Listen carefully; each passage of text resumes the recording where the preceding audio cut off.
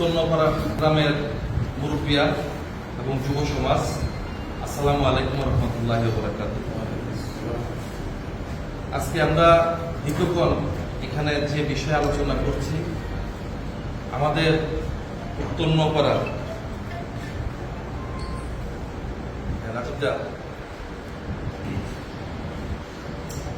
নপাড়া ঈদগাহ মাঠে তফসির মাহফিল এবং সুন্নি মহাসম্মেলনকে কেন্দ্র করে উত্তর নপাড়া গ্রামে যে উত্তপ্ত পরিবেশ তৈরি হয়েছে, এই পরিবেশটা শীতল করার লক্ষ্যে আজকে আমরা এখানে একত্রিত হয়েছি এবং উত্তর নপাড়া গ্রামের যারা মুরব্বিয়ান এবং যুবকদের উভয় পক্ষেরকে নিয়ে আমরা একটা সিদ্ধান্ত উপনীত হয়েছি। এই সিদ্ধান্তটা উপস্থাপন করার জন্য আমি আপনাদের সম্মুখে দাঁড়িয়েছি। আমাদের আলোচনা, এই হলরুমে আলোচনায় আমরা একটা জিনিস দেখতে পাচ্ছি যে যারা তফসির মাহফিল আয়োজন করেছিল তারা কিন্তু দীর্ঘদিনের একটা প্রচেষ্টার ফসল এটা, এবং তারা মুরব্বীদের কাছ থেকে আরো ৩-৪ মাস আগে অনুমতি সাপেক্ষে এটার আয়োজন তারা করেছিল।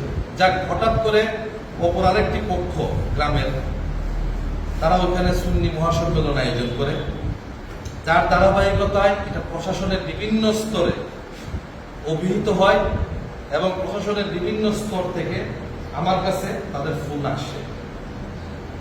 আমাদের মাদকপুর উপজেলা নির্বাহী অফিসার মহোদয়, মাদকপুর থানা পুলিশ, আমাদের সরকারি গোয়েন্দা সংস্থা NSI, তারা কিন্তু সার্বক্ষণিক এই বিষয়টি নিয়ে আমার সাথে যোগাযোগ রক্ষা করছে এবং আজকের এই যে 12টা থেকে আমরা এখানে মিটিং উপস্থিত, এইটাও কিন্তু তাদের সবার নলেজে রয়েছে এবং আমাদের সর্বোপরি আমাদের হবিগঞ্জ জেলার মান্যবর জেলা প্রশাসক মহোদয়ও এই জিনিসটা অবহিত আছেন এই উত্তর নপাড়ার বিষয়টি নিয়ে।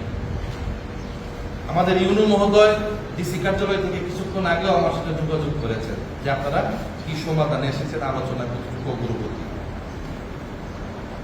আমরা এখানে একটা বিষয় উপভোক্তা বলতে চাই, যারা আমার বাবা যদি আমার কাছে অন্যায় করে, আমি তো আমার বাবার বিচার করতে পারবো না। যত বড় অন্যায় করুক, আমার বাবার কিন্তু বিচার আমার পক্ষে দ্বারা করা সম্ভব না।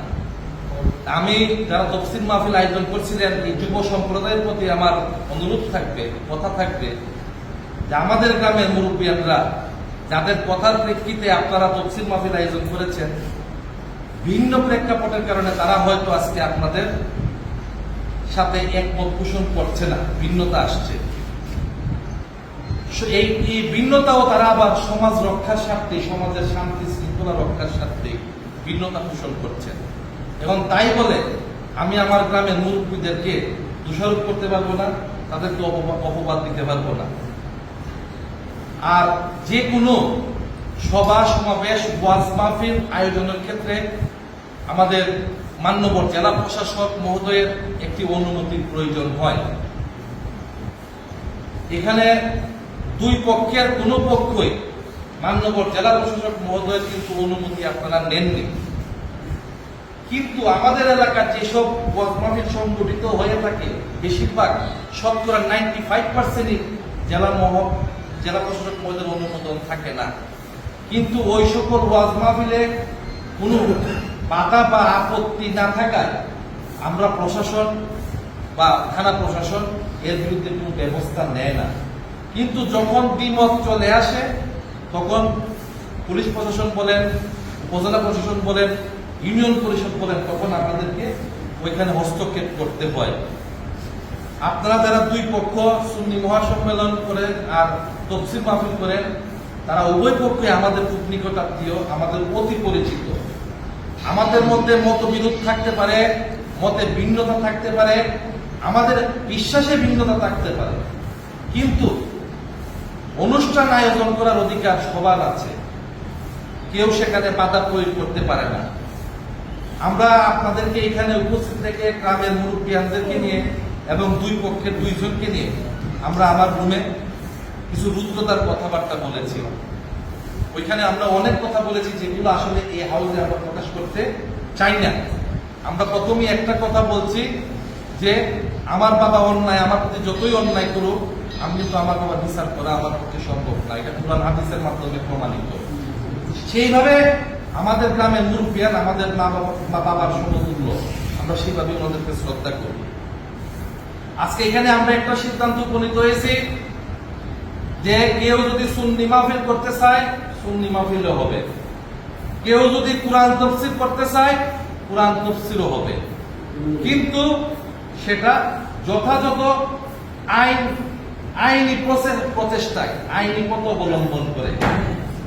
আপনারা যারা আসেন আমাদের কাছে আইনি প্রসেসের ক্ষেত্রে আমরা সহযোগিতা করব, কিন্তু কাউকে কেউ বাধা দিতে পারবে না। এটা কিন্তু আমরা সবাই একমত না? দ্বিমত আছে কোনো? তাফসীরের বিরুদ্ধে কেউ কোনো কথা আছে? সুন্নি মাহফিলের বিরুদ্ধে আমাদের কোনো কথা নাই। আমরা যার যার আকীদায় 5 জন যদি তাফসীর মাহফিল করে তাদের 5 জনের অধিকার আছে তাফসীর মাহফিল করা। আর 95 জন যদি মনে করে যে আমরা সুন্নি মাহফিল করবো, তাদের অধিকার আছে 95 জন বসে সুন্নি মাহফিল করবে। কিন্তু 95 জনের অধিকার নাই 5 জনের তাফসীরে বাধা দেওয়ার, আবার 5 জনের অধিকার নাই 95 জনের সুন্নি মাহফিলে বাধা দেওয়ার। আমরা আইনি প্রক্রিয়ায় আমাদের অনুষ্ঠানগুলো আমরা করব। যেহেতু কোনো ওয়াজ মাহফিল করতে গেলে মান্যবর জেলা প্রশাসকের নির্দেশনা প্রয়োজন হয়, সেই ক্ষেত্রে আগামীতে যে অনুষ্ঠান আপনারা করবেন মাননীয় জেলা প্রশাসক মহোদয়ের অনুমতিক্রমে আপনারা করবেন। আর আগামী 30 এপ্রিল মঙ্গলবার যে উভয় পক্ষের যে মাহফিল হওয়ার কথা, আমরা উভয় পক্ষের মাহফিল স্থগিত করে দিয়েছি। একমত? কথাটা আওয়াজ আসতে গেছে, সবাই আত্মীয় মঙ্গলবারের মাহফিল আমরা স্থগিত করেছি।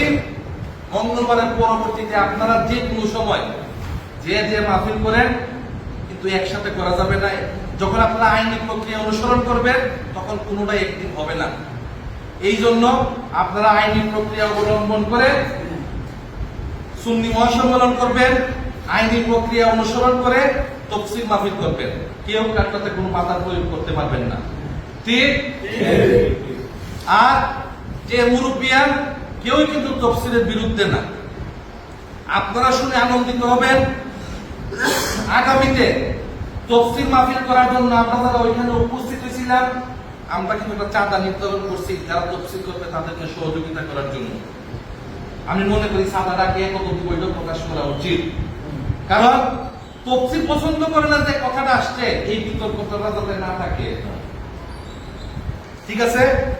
এখানে যে সিদ্ধান্ত হয়েছে আগামীতে তাফসীর মাহফিল পরিচালনা করার জন্য চাঁদা হিসাবে অগ্রিম ঘোষণা করছেন আমরা শীর্ষাদী সর্দার চাচার আসল নাম নাকি তালেব আলী, তালেবউদ্দিন 5000 টাকা। আমাদের শীর্ষাদী সর্দারের ছোট ভাই জনাব ফারুক মিয়া 5000 টাকা। আব্দুল ওয়াহেদ সাহেব, যিনার থেকে আমরা পীর সাহেবের আমাদের যে তাউস মৌলানা সাহেবের উত্তরসূরি 2000 টাকা। সালাউদ্দিন সাহেব, যিনি যাকে আমরা আমাদের নবলাবাসী লাল জামা হিসাবে চিনি, 1000 টাকা। আয়ুব আলী মুরব্বী, উনি 1000 টাকা। আমাদের রইস আলী সর্দার শাহ 5000 টাকা। মাওলানা আলাউদ্দিন উনি 1000 টাকা। আমাদের তাজুল ইসলাম সর্দার 5000 টাকা। শানু মিয়া সর্দার 5000 টাকা। মাহফুজ মিয়া সর্দার 5000 টাকা। ইসলাম উদ্দিন মেম্বার 5000 টাকা। আর আমি নিজে 10000 টাকা। টোটাল 53000 টাকা। 50,000 টাকা হইল বকেয়া, আমরা কিছুদিনের মধ্যে এটা সংগ্রহ করুন। আর আমাদের ফরিদ ভাই নগদ 3000 টাকা আমার কাছে জমা দিয়ে দিছে। টোটাল 53,000 টাকা উনি নগদ 3000 টাকা দিয়ে দিছে। তার মানে তাফসীরের বিরুদ্ধে কেউ না, জাস্ট আমরা যথাযথ আইনি প্রক্রিয়া যেন আসি। আর যুব সম্প্রদায়ের প্রতি আমার কথা, আমরা কিন্তু মানুষ, আমাদের মরতে হবে, আমাদের সাথে কিন্তু আমাদের আমলটাই যাবে। আমরা যেন কাউকে কোনো কটাক্ষ কোনো কথা ফেসবুকে অথবা সরাসরি মন্তব্য না করি।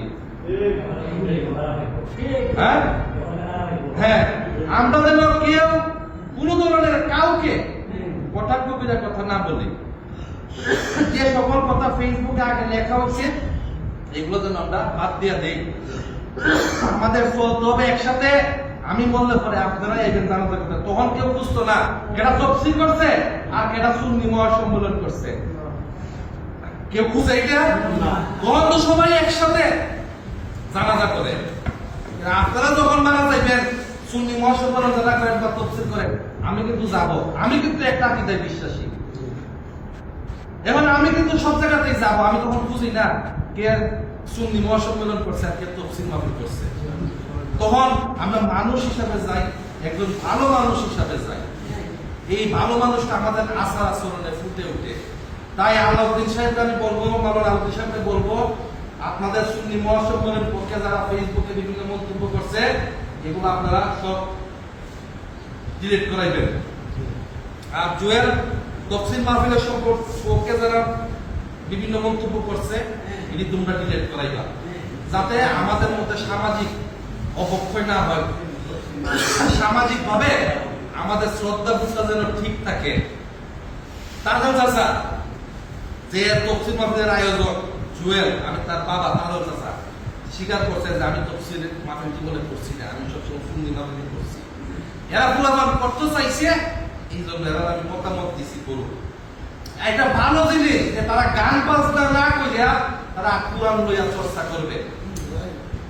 তারা যদি গান বাজনা করতো আমরা কিন্তু পাতা দেওয়ার সাহস পেতাম না, এবং গান বাজনা করলে কেউ এখানে পাতাও দিত না। এখন আমি তাদেরকে ধন্যবাদ জানাই যে তারা গান বাজনার প্রতি উৎসাহিত না হইয়া যে তফসিল মাহফিল করার জন্য তারা প্রস্তুতি নিচ্ছে, তারা ভালো কাজ করার জন্য উদ্যোগ নিচ্ছে। এখন যারা তফসিলের আয়োজন করছিলেন তারা অনেক কষ্ট করছেন, তাদের অনেক অর্থ নষ্ট হয়েছে, আমরা তাদেরকে সেই ক্ষতিপূরণ দিতে পারবো না। তাদের কাছে এই হাউসের পক্ষ থেকে আমি তফসিল মাহফিল যারা আয়োজন করছেন তাদের কাছে লজ্জিত এবং ক্ষমা প্রার্থনা করছি যে আপনারা আমাদের দ্বারা যে ভুল কাজটা সংগঠিত হয়েছে এটা আপনারা ক্ষমা সুন্দর দৃষ্টিতে দেখবেন। আর প্রয়োজনে আমি আপনাদের যারা হুজুর মিরপুরি হুজুর সিরাজুল ইসলাম মিরপুরি আমার খুব ভালোভাবে ছিলেন, উনি আমাদের এলাকারও জামাই, আর উনি তো মিরপুর আমার শ্বশুর বাড়িও, আর উনি দীর্ঘদিন আমার শ্বশুরের বাসায় ছিলেন। সেই হিসাবে ওনার সাথে আমার নাম বললে উনি ভালোভাবে চিনবেন। আমি প্রয়োজনে ওনার সাথে কথা বলবো, ওনার কাছে দুঃখ প্রকাশ করব। আমরা আন্তরিকভাবে দুঃখিত ওনার কাছে যে ওনাকে দাওয়াত দিয়ে আমরা দাওয়াতটা রক্ষা করতে পারছি না। এটা এলাকা হিসাবে আমাদের বদনাম, এলাকা হিসাবে আমাদের বদনাম, আমাদের সুনাম আমরা ক্ষুণ্ণ করছি। তাই আমরা আন্তরিকভাবে তোমাদের কাছে দুঃখিত। আমন্ত্রিত মেহমানদের কাছে আমরা দুঃখ প্রকাশ করছি। প্রয়োজন আমি নিজে ওনাদের সাথে কথা বলবো। আজকে যে মূল সিদ্ধান্ত হচ্ছে যে আগামী মঙ্গলবার 30 এপ্রিল কোন সম্মেলন হচ্ছে না, তফসিল মাহফিল হচ্ছে না, সুন্নি মহাসম্মেলন হচ্ছে না। পরবর্তীতে যে কোনো ডেটে আইনি প্রক্রিয়া অনুসরণ করে, না আমি ঈদকালা ছাড়া জানছি না, ঈদকালা সবার অধিকার আছে, সুন্নির অধিকার আছে, তফসিলের অধিকার আছে, ঈদকালা কারো ব্যক্তিগত সম্পদ না। এখানে ঈদকালার বিষয় আসে নাই। তুমি একটা সবাই অধিকার আইনি প্রক্রিয়া করবে। ঈদকালা সভাপতি আছে, সেক্রেটারি আছে, তারা যদি মনে করে অনুমোদন দিবে, অনুমোদন দিবে না।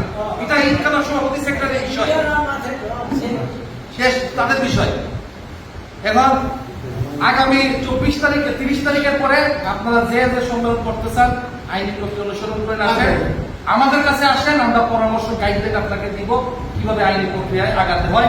আর আল্লাহর হস্তে আমি আপনাদের কাছে সবাই কাছে বলছি, যার যার মনে যত কষ্ট আছে আপনারা আমাদের যে ওয়াহিদ সাহেব দুঃখ প্রকাশ করছে, আমিও আপনার কাছে ক্ষমা প্রার্থী, এই যুবকদের পক্ষ থেকে সবার কাছে আমি ক্ষমা প্রার্থী।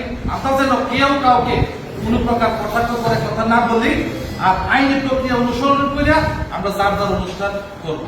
আজকে উপস্থিত থাকার জন্য সবাইকে ধন্যবাদ। আন্তরিকতার সহিত আমাকে সহযোগিতা করার জন্য আমার উত্তর নোপাড়া গ্রামের সর্দার যারা আছেন সবাই, যুবক যারা আছেন সবাইকে আমি ধন্যবাদ জানাই আজকে এই সভার সমাপ্তি ঘোষণা করছি। সবাইকে ধন্যবাদ। আসসালামু আলাইকুম।